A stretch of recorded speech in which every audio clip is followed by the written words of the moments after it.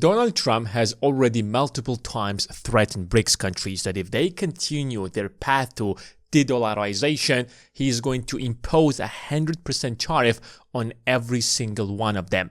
Donald Trump is not going to stand and watch how these countries are getting rid of the dollar as the global reserve currency. But what if I told you that nothing is threatening the dollar more than Trump's trade deals with other countries? It might sound a bit controversial, but let me explain what exactly is happening over here. Now, if you look at all these nations, there is only one reason why would they use the dollar as the global reserve currency and not their own currencies. It's because United States is the best place to do business in. The US bond market is valued at $55 trillion, the stock market at $60 trillion, and all these nations find it extremely profitable to take their money and sell in the United States and invest in the United States.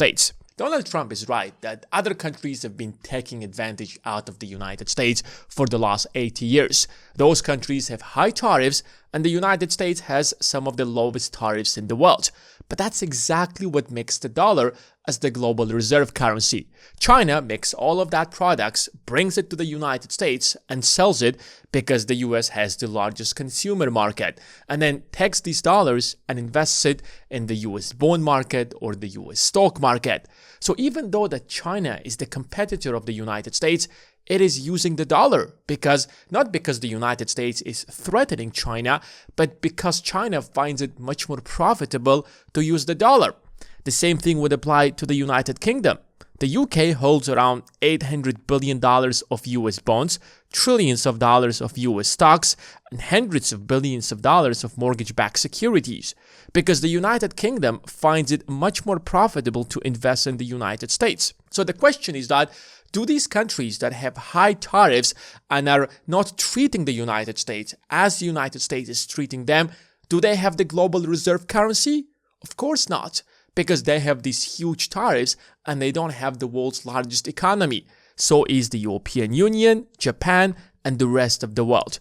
Yes, they have been taking advantage out of the United States, but that's exactly what makes the dollar as the global reserve currency. And you might ask, well, what is the point of the reserve currency if the rest of the world is taking advantage out of the United States? Well, the answer is very simple and straightforward. That allows the United States to borrow money in its local currency, which means that more money will be invested in the United States. The US can always borrow money, invest it in the US, grow the economy. The rest of the world cannot possibly afford anything close like that. If they borrow even close to the United States, they will go out of business. They don't have that kind of an economy. And that's why if you actually look at it historically, you will see that all these nations have been trying to compete with the United States, but they couldn't even come close. The US economy since 1960s and 70s have been growing exponentially. United States abandoned the gold standard, the world is still using the dollar. Why? Because they keep investing in the United States. And the United States is opening its doors to the rest of the world. But if you look at the Japanese economy, yes, at certain points back in 1995, they came close to the US economy. But because they don't have the global reserve currency, their economy has tanked, collapsed, and it's stagnating since then. You can say the exact same thing about every single Western economy or any economy, in fact, that tried to compete with the United States. Now, there is one country that came close to the United States, and that's China. And that's not because China is somehow taking full advantage out of the United States, even though they do, but taking advantage out of the United States also means that you are investing in the United States, you are buying US stocks, you are doing business in the United States, and you're using the dollar, which keeps growing the US economy. So on one side, China is taking advantage out of the US, but on the other side, United States is taking advantage out of China. It's basically a mutually beneficial agreement, if you can call it like that. But China has 5 times the population of the United States, and even now their economy seems like it's very much stagnating, but the US economy is growing exponentially. So, do you want America first, or do you want the largest economy in the world? Yes, you can make it America first, you can make it only beneficial for the United States, for the US companies, and you will make it extremely unprofitable for the rest of the world. But now the next question is that if you're making it only profitable and you're only taking the interest of the US companies and the US people, the question is that why would the rest of the world from now onwards use the dollar as the global reserve currency? They will start using their own currencies. So the whole mentality of America first only hurts the US dollar. Now, there are many ways that would help the US companies, but again, the question is that do you want the dollar as the global reserve currency or not? And now let's take a look at the deals that the United States or Donald Trump is actually signing. So there is a 30% tariff so far on China. That number could grow or that could decrease. There is a 10% tariff that will be on the United Kingdom and a 15% tariff on the European Union and as well 15% tariff on Japan. Now, I want you to look at this and ask yourself a very simple and basic question. Will these nations from now onwards will invest more into the United States or they will invest less in the United States? I think the answer is very obvious and very simple.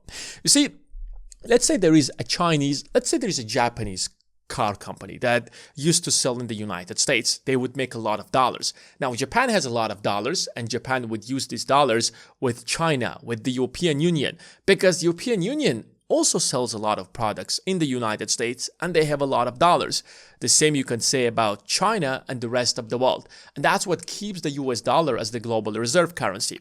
Now, you're putting on a 15% tariff on Japanese cars. Now that means that Japanese cars will be sold less in the United States. Let me ask you a question. When prices rise, do you buy more or you buy less? Of course you buy less. Yes, there are certain products when prices rise, you buy more of them. And we're talking about a small segment of the products, such as luxury products. But overall, when prices rise, people buy less of those things.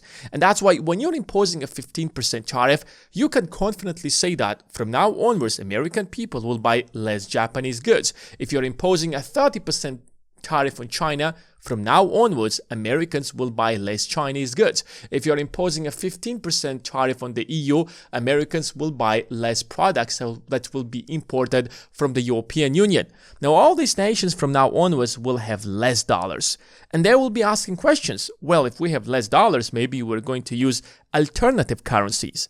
Now, secondly, these nations, just like the United States, are trying to grow. The US wants to grow its economy, so does China, so does Japan, so does the European Union. And now, these nations comprise or consist, I would say, out of multiple companies. So these corporations will start looking for alternative markets. They will start selling in different countries. Japan will sell maybe more in China. China will sell more in the UK. The European Union will sell more in Japan, and so on and so forth. And they will innovate and they will try to trade more among themselves, I mean the rest of the world, compared to the United States, because now the United States is no longer as open as it was for business. And that's why less investments will flow into the bond market of the US and less investments will be flowing into the US stock market. And these numbers could actually try to go down over time. Now, again, this collapse is not going to happen overnight. Don't expect that business will stop tomorrow. That's not going to happen. I'm talking about the long-term implication. If you take a decision to raise your prices today for Japanese cars artificially because you're imposing this tariff, sales of Toyota tomorrow will not collapse, but over time there will be less and less, and the sales for the local cars will increase over time. So the long-term implication of these tariffs are going to force these nations to use less dollars.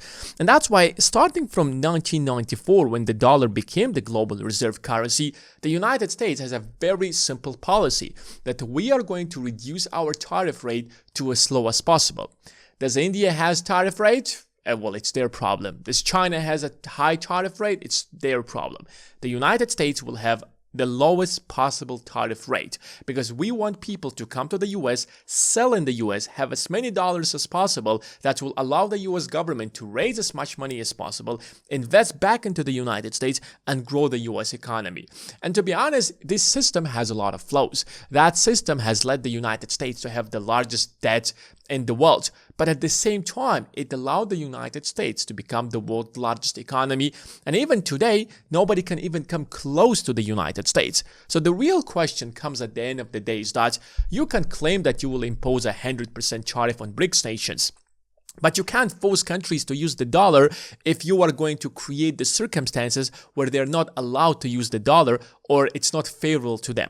Let me give you an example. The United States has sanctioned Russia since 2022, and now they're not using the dollar at all. It's pretty much like less than 5% of their transactions or whatsoever. You can check the numbers out there. Why? Because they have to continue doing business, and you have stop them, or you are not allowing them to use the dollar. You kick them out of the global financial system. Now, tariffs are not as bad as sanctions, but tariffs disincentivize these corporations to use the dollar, which is why you are simply sending them into that direction.